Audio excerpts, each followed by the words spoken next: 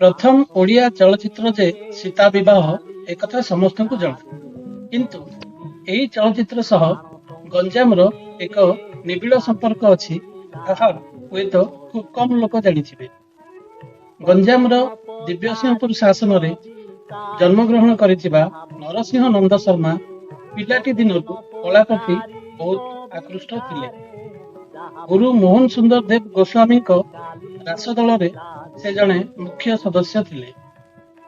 ମୋହନ ଗୋସ୍ୱାମୀ ଯେତେବେଳେ ପ୍ରଥମ ଓଡ଼ିଆ ସିନେମା ସୀତା ବିବାହ ନିର୍ମାଣ କରିବାକୁ ବାହାରିଲେ ସେତେବେଳେ ସିନେମାରେ ଥିବା ନାଉରୀ ଚରିତ୍ରଟି ନରସିଂହ ବାବୁଙ୍କୁ ମିଳିଲା।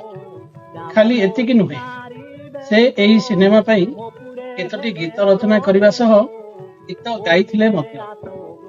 ଏହି ପ୍ରକାରେ ସେ ହେଲେ ଓଡ଼ିଆ ଚଳଚ୍ଚିତ୍ର ଇତିହାସର ପ୍ରଥମ ସହଗାୟକ, ସହଗୀତିକାର ଏବଂ ସହ ଅଭିନେତା। ଓଡ଼ିଶୀ ଶାସ୍ତ୍ରୀୟ ସଙ୍ଗୀତରେ ଧୁରନ୍ଧର ଥିବା ନନ୍ଦବାବୁ ଆକାଶବାଣୀ କଟକ କେନ୍ଦ୍ରରେ ଜଣେ ଶିଳ୍ପୀ ଭାବେ ବେଶ୍ ଜଣାଶୁଣା ଥିଲେ।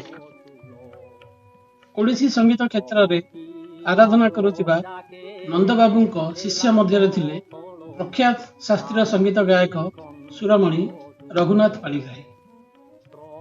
ଗଞ୍ଜାମରେ ଜନ୍ମ ହୋଇ ପୁରୀକୁ ନିଜର କର୍ମଭୂମି ଭାବେ ବାଛି ନେଇଥିବା ନନ୍ଦବାବୁଙ୍କୁ ଗଞ୍ଜାମ ଆର୍କାଇଭ୍ ତରଫରୁ ଶ୍ରଦ୍ଧାଞ୍ଜଳି।